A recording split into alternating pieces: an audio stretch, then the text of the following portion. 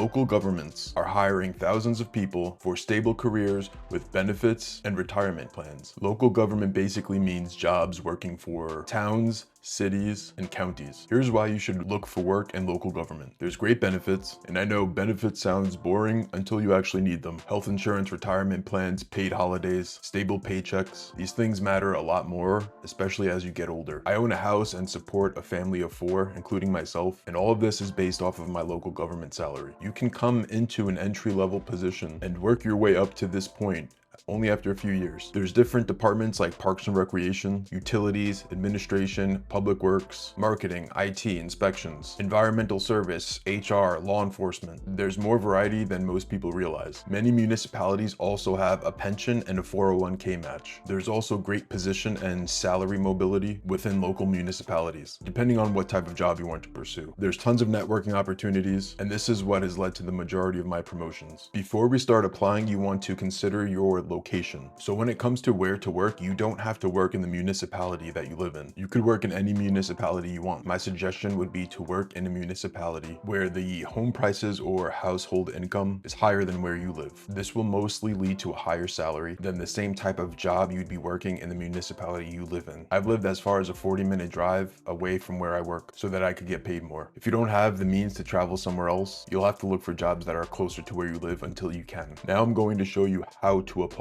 You're going to go online, you're going to type in the municipality you want to work in, go to their job section and see what's available. To make a quick, effective resume without wasting your time, go to Teal HQ and make sure you're following the ATS. Most places who are hiring use a software called the ATS to scan resumes before a human ever sees them. If your resume does not match the wording in the job posting, you'll often get filtered out automatically. The goal is to show that your experience clearly matches what they're looking for, using the same language they use in the posting. So what does that mean for you? Well, you're going to take descriptions from the job posting, copy that, paste it into your resume, and adapt it to your experience. You're not going to lie. If you didn't do anything that's on the job posting, do not lie and put it on your resume. Here's an example of what I'm talking about. So let's say I want to apply to this recreation specialist position on the New York City Parks Department website. Here is the job posting, and here is Teal HQ. So I'm going to go into Resume Builder, and I already filled this out a little bit, but let's go to work experience.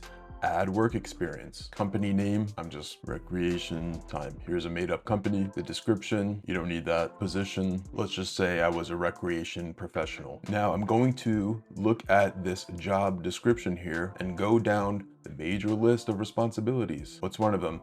Develop and facilitate programming. Ooh, this one here looks good. I did that, so I'm going to copy it and I'm going to paste it right there. And what did I do in this position? Well, I did develop and I facilitated, let's say, more than 500 programs to engage New Yorkers in sports, fitness, and outdoor adventure. Now, if I was from somewhere else, I would put that place in there, and that would be it. And then you're going to go back and take another one, do the exact same thing. The point is, if you did these things, any of it, even a little bit, you're going to copy and paste the entire line here, paste it, and just change a few words to fit what you did. You're going to do that multiple times for as many of these points as you fit, and that is it. You're going to put your location, type of position, start date, end date, and that's it. Now we'll save it, and that's what it looks like. Now, if you have any of these other qualifications, education, any types of skills or anything like that, you're just going to put that here. Education, add your education. Do you have a degree?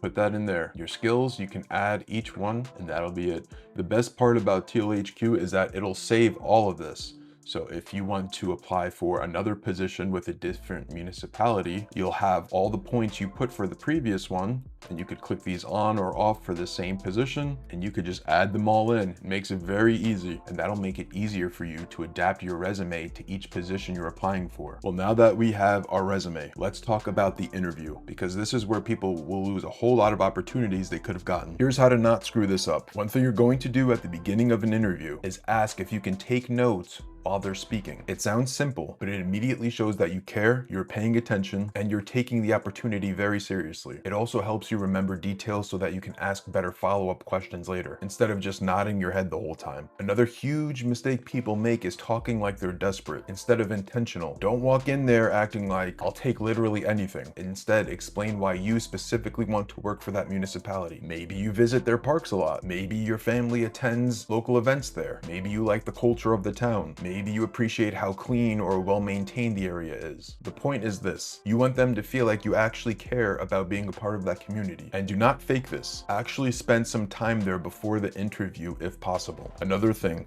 a lot of interview questions are extremely predictable. So before the interview, look up 10 popular interview questions and practice your answers out loud. Not in your head, out loud. You'll sound way more confident during the actual interview. Also bring a notebook and a pen and come prepared with questions of your own. Ask about expectations, team environment, responsibilities, growth opportunities, benefits, work culture. Good interviews feel like conversations, not interrogations. And most important, you want to communicate how you brought value to your previous team and how you're going to bring value to this team. Now, if you're sitting there thinking, well, this all sounds great, but I don't actually have experience, here's the easiest way to start. Volunteer work. Seriously, this is what I did many years ago for a different municipality. Many municipalities have weekend volunteer opportunities, and this is honestly one of the most overlooked ways to get your foot in the door. This is actually how I got enough experience and credibility to eventually get hired. And the biggest benefit wasn't actually the experience itself, it was the relationships. You start meeting people already working there. You can ask questions, learn about the culture in different departments, figure out what jobs people actually enjoy, learn what positions are opening up. And if you consistently show up, work hard, and communicate well, people will start to recognize you. That matters a lot more than people think, because when a position opens up, there's a huge difference between random applicant and the guy who's been showing up regularly every weekend. That familiarity matters. Now, if you really need a starting point, take a job you can realistically handle, even if it's not glamorous. 3 years ago, my first position at the municipality I now work at was cleaning bathrooms and picking up trash off the ground for their parks department. At the time, I already had a bachelor's degree and 5 years of experience in another field. And honestly, my ego hated it, but I took the job with one goal: get my foot in the door, work hard, and create opportunities for myself later. And that's exactly what happened. The job I have now is completely different, pay significantly more, and gave me a level of stability I didn't have before. A lot of people want the stable, high-paying career immediately, but they don't want to take the uncomfortable first step that eventually leads to this. Your first opportunity might not look impressive, but it doesn't mean it isn't important. That one decision completely changed the direction of my future. Your first opportunity might not look impressive, but the right starting point can change your life if you're willing to take it seriously. So apply somewhere today, not because it's perfect, but because momentum matters more than having everything figured out.